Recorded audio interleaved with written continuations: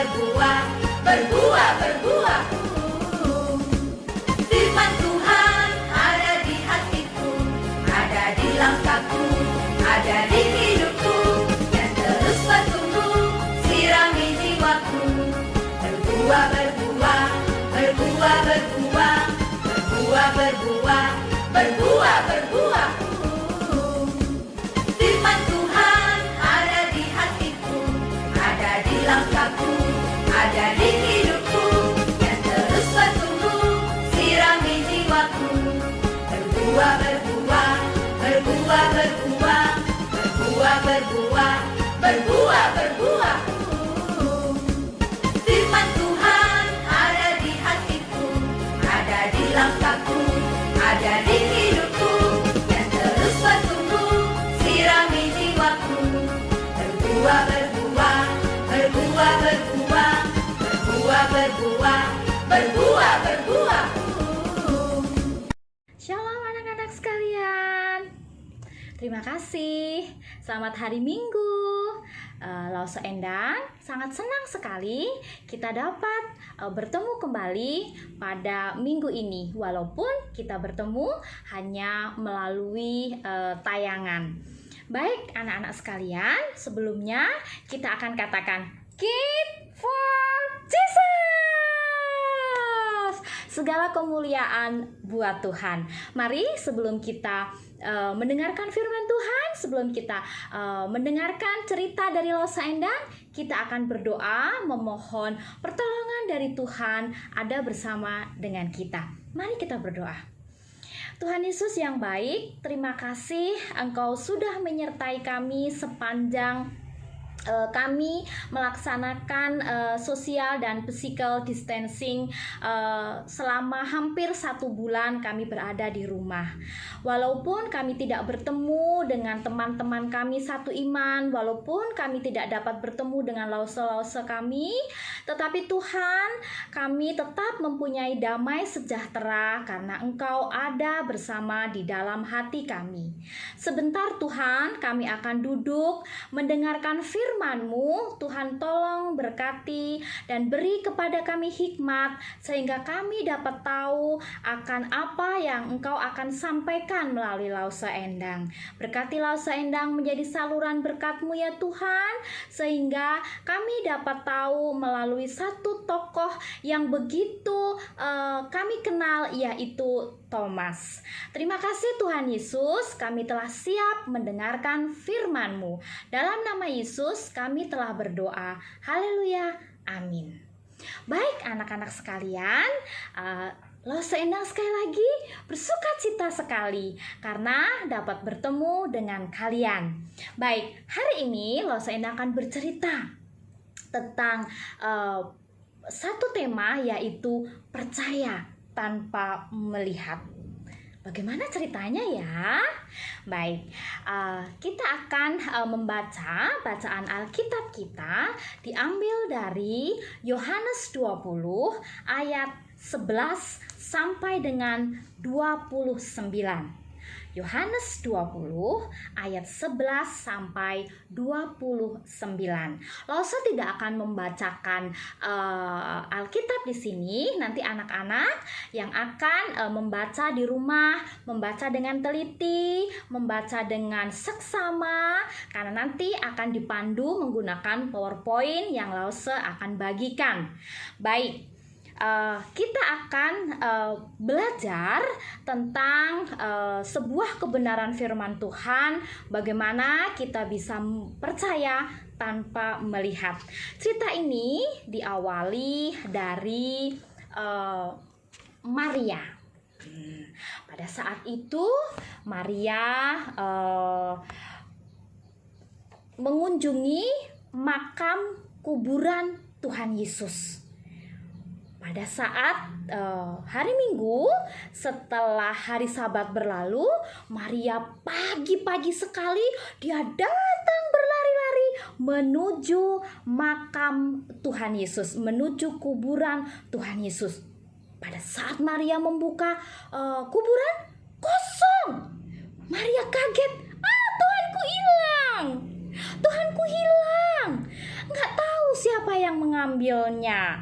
Tuhanku dicuri, mayat Tuhanku dicuri. Maria sedang kebingungan. Kemudian malaikat Tuhan berkata, "Kenapa kamu menangis, Maria? Dia sudah bangkit." Kemudian Maria melihat sosok Tuhan Yesus ada di situ. Tuhan Yesus katakan, "Kenapa kamu menangis?" Maria berkata, "Hai Rabuni," artinya guru. Tuhan Yesus katakan, "Kamu jangan memegang aku. Aku belum sampai kepada Bapakku." Kemudian Maria lari. Kemudian Maria menceritakan itu kepada murid-murid Tuhan Yesus. Bersamaan dengan hal itu, 2 orang murid Tuhan Yesus perjalanan menuju ke Emmaus. Mereka bercakap-cakap tentang berbagai hal, tentang karya keselamatan, tentang Yesus yang mati, Yesus yang disalib. Mereka bercakap-cakap tentang berbagai hal. Tanpa mereka sadari, ada satu sosok yang ikut berjalan bersama dengan mereka. Yesus datang bersama-sama dengan mereka, berbincang-bincang tentang kabar baik, tentang kabar sukacita, dan mereka berbicara dengan sukacita. Mereka berjalan, mereka saling bercerita tentang berbagai hal, tentang karya keselamatan, tentang berbuat baik, tentang berbagai hal. Mereka sukacita. Tidak ada yang tahu bahwa itu adalah Tuhan Yesus, karena sesuatu menghalangi pandangan mereka, sehingga mereka tidak mengenal itu Tuhan Yesus. Mereka terus berbincang-bincang tentang banyak hal, dan baru mereka menyadari bahwa itu adalah Tuhan Yesus. Dan mereka berkata seorang dengan yang lain, "Hei, bukankah tadi itu kita berbicara dengan Tuhan Yesus? Kita berbicara dengan hati yang berkobar-kobar, dengan hati yang bersukacita. Di tengah jalan Tuhan Yesus menerangkan mengenai kitab suci kepada kita." Dan kemudian mereka bangkit, dan mereka kemudian datang bercerita kepada 11 murid Tuhan Yesus yang lain dan yang lainnya. Dan mereka yang sedang berkumpul di situ, mereka katakan, "Hai, tadi kita berjalan bersama Tuhan Yesus loh menuju ke Emmaus." Masa? Iya, dia menceritakan tentang berbagai hal. Lalu bangunlah mereka, dan mereka berjalan menuju ke Yerusalem. Dan mereka mendapati 11 murid sedang berkumpul, dan mereka menceritakan hal itu kepada mereka. Dan sementara mereka bercakap-cakap, mereka berkumpul di satu tempat, mereka saling bertukar pikiran, mereka saling menguatkan satu dengan yang lainnya, karena mereka sudah ditinggal oleh sang Rabuni, sang guru mereka. Mereka bertukar pendapat, mereka sedang berbicara. Kemudian tiba-tiba Yesus muncul di sana, dan Tuhan Yesus berkata, "Damai sejahtera bagi kamu." Mereka terkejut. Kok Tuhan Yesus bisa datang? Kok Tuhan Yesus bisa nampak? Semua pintu dikunci, semua jendela dikunci. Kok Tuhan Yesus bisa datang ya? Damai sejahtera bagi kamu, kata Tuhan Yesus. Nah, pada saat itu murid-murid pada saat itu berkumpul, ada satu murid Tuhan Yesus yang tidak bersama dengan mereka, yaitu bernama Thomas. Dan mereka katakan sama Thomas, "Hai Thomas, tadi pada saat kamu tidak ada, Tuhan Yesus tampak bersama dengan kami di sini loh. Tuhan Yesus hadir bersama dengan kami di tempat ini loh Thomas." Thomas katakan, "Mana mungkin, tidak percaya. Lihat loh, Tuhan Yesus itu sudah mati di kayu salib, kemudian dikuburkan. Bagaimana Tuhan Yesus bisa datang? Apalagi ruangannya kan tertutup semua begini, semua dikunci. Bagaimana Tuhan Yesus mau datang, mau hadir di sini? Jangan bohong ya kalian ya. Tetap Thomas tidak percaya. Bahkan Thomas berkata, "Sebelum aku melihat bekas paku di tangannya dan sebelum aku mencucukkan jariku ke bekas luka di tangannya dan di lambungnya, sekali-kali aku tidak percaya." Wow, semua menjadi heran. Kok Thomas begitu ya? Nah, kemudian 8 hari kemudian setelah Thomas berkata, kemudian Tuhan Yesus menampakkan diri kepada Thomas. Tuhan Yesus berkata kepada Thomas, "Thomas, taruhlah jarimu di sini. Dan lihatlah tanganku. Ulurkanlah tanganmu, Thomas. Cucukkan tanganmu ke bekas luka di tanganku dan di lambungku." Thomas mendekat. Kemudian Thomas mencucukkan tangannya ke bekas luka paku di tangan Tuhan Yesus.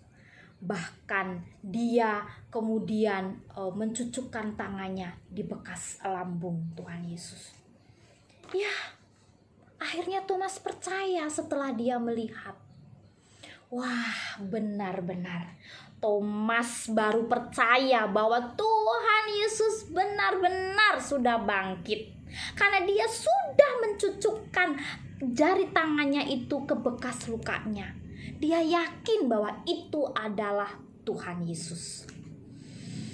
Ya, ketidakpercayaan Thomas kepada Tuhan Yesus kadang juga kita rasakan, terutama pada saat seperti sekarang ini, di mana wabah COVID-19 sedang melanda, bukan hanya di kota Balikpapan, di negara Indonesia, bahkan di seluruh dunia, wabah ini sedang mengintai kita.